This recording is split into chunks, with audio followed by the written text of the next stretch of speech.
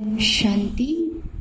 आइए एक बार फिर ईश्वरी परिवार के नाते से आप सभी का हम स्वागत करते हैं।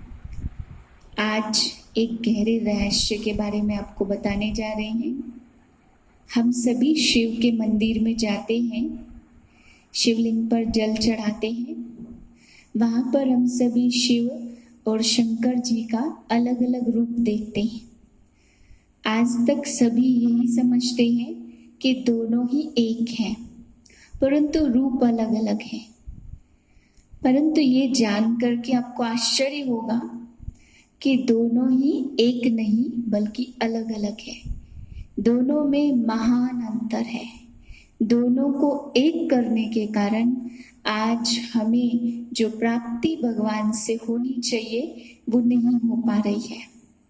क्योंकि आप खुद ही सोचिएगा, जो चीज़ हम खुद ही उच्चारण करते हैं, बोलते भी हैं, परंतु समझते नहीं हैं या जानते नहीं हैं, मानते हैं और जानते नहीं हैं, तो यही सबसे बड़ा अज्ञान है।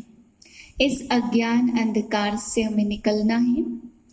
जब भी मंदिर में जाएं तो आप देखते हैं कि शिवलिंग का अलग रूप दिखाते और शंकर जी का चित्र अलग दिखाते।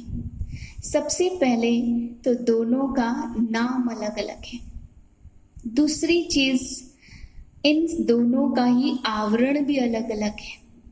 शिवलिंग को सदा ही 3 लाइनें और एक बिंदु रूप दिखाया जाता है, यानी वे निराकार हैं। और शंकर जी को सदा आकार रूप या साकारी रूप दिखाया जाता है, जो शरीरधारी हैं। तो इन दोनों का नाम भी अलग अलग है और रूप भी अलग अलग है।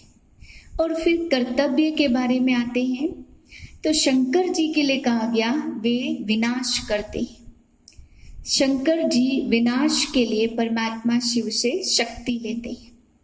और शिव के लिए कहा गया वे सारी संसार का कल्याण करते हैं। तो कल्याण करना और विनाश करना, कर्तव्य भी अलग अलग है। फिर आप देखिए, मंदिर में आप जाते कहते शिवलिंग, क्या कभी आपने शंकर लिंग कहा?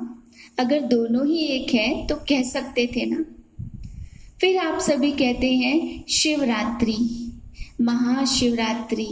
कभी भी हम सभी ने शिव के अवतरण दिन को शंकर रात्रि कहा? जब दोनों ही एक हैं तो शिवरात्रि ही क्यों, शंकर रात्रि भी कह सकते हैं। फिर हम सभी कहते शिव महापुराण, उनकी कथा को शिव महापुराण तो कहा, परंतु शंकर महापुराण कभी भी कोई भी नहीं कहता। तो नहीं कहते हैं तो सोचना चाहिए ना, क्यों नहीं कहते हैं? कुछ तो कारण होगा ना। दोनों ही अलग अलग हैं, मानते हम हैं परंतु जानते नहीं हैं। कैसे मानते हैं? आप सभी देखिए, एक मंत्र का उच्चारण हम सभी करते हैं, ब्रह्म देवताय नमः, विष्णु देवताय नमः, शंकर देवताय नमः। और शिव के लिए क्या कहते हैं? शिव परमात्माय नमः। शंकर देवताय नमः, शिव परमात्माय नमः। शिव को कभी भी ये नहीं कहा कि शिव देवताय नमः। इस मंत्र से भी स्पष्ट हो रहा है कि शंकर देवता है, उनको देवता रूप में नमः, और शिव परमात्मा है तो उनको परमात्मा के रूप में नमन करते हैं। तो मंत्र उच्चारण करने के बाद भी हमें कभी भी उस तरफ ध्यान नहीं जाता है। यही सबसे बड़ा अज्ञान है। फिर हम सभी जब उनके रूप की पूजा करते हैं तो दूध चढ़ाते हैं, जल चढ़ाते हैं, कावड़ का जल लेकर के आते हैं, तो भी शिवलिंग के ऊपर चढ़ाया जाता है, शंकर जी के ऊपर नहीं। तो शिवलिंग के ऊपर चढ़ाने का ही मतलब है कि शंकर जी के पिता भी शिव हैं, वो बाप है, वो बच्चे हैं। क्योंकि आप हमेशा देखिएगा, जो शंकर जी का कैलेंडर होता है उसमें लिखा रहता है ओम नमः शिवाय। जैसे आप देखते हैं हनुमान जी के कैलेंडर में लिखते हैं कि जय श्री राम, यानी वो भगवान को कहते हे श्री राम आपकी जय। ऐसे ही शंकर जी के कैलेंडर में लिखा रहता है कि ओम नमः शिवाय, जिसका अर्थ होता है ओम माना मैं आत्मा, नमः माना नमन करती हूँ, शिवाय माना शिव को। तो शंकर जी हमेशा इस मंत्र का जाप करते थे, जिससे सिद्ध होता है कि मैं आत्मा शिव को नमन करती हूँ। जब वे खुद ही शिव हैं तो वे क्यों कह रहे हैं कि मैं शिव को नमन करती हूँ? यानी नमन करने वाला अलग है और जिसको नमन किया जा रहा है वो अलग है। तपस्या मग्न हमेशा शंकर जी को दिखाते, यानी वे तपस्या में लीन हैं। तो तपस्या करने वाला अलग है और तपस्या का फल देने वाला अलग है।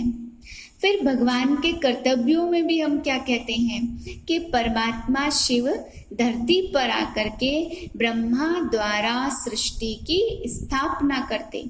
द्वारा शब्द कहा। फिर विष्णु द्वारा पालना करवाते हैं, खुद नहीं करते, ब्रह्मा द्वारा करवाते, विष्णु द्वारा करवाते। शंकर द्वारा विनाश, ये नहीं कहा कि खुद ही भगवान शिव आके विनाश करते हैं, शंकर द्वारा विनाश करवाते, यानी करवाने वाला कोई और है और करने वाला कोई और है।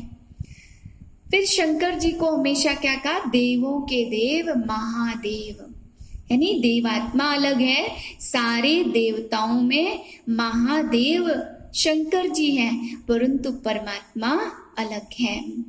तो ज्योति स्वरूप परमात्मा का जब हम ध्यान करते हैं तब हमें एक नाम, एक रूप और एक ही कर्तव्य के प्रति ध्यान करते हैं, तभी हमें श्रेष्ठ प्राप्तियां हो सकती हैं, उचित प्राप्तियां हो सकती हैं। जो भी हम परमात्मा से पाना चाहें वो हमें मिल सकता है। लेकिन न जानने के कारण जब हम उनको याद करते हैं तो दोनों रूप हमारे सामने आ जाते और फिर दोनों रूप में कंफ्यूजन होता है कि हम किसको याद करें। एक तपस्या करने वाला है, एक तपस्या का फल देने वाला है।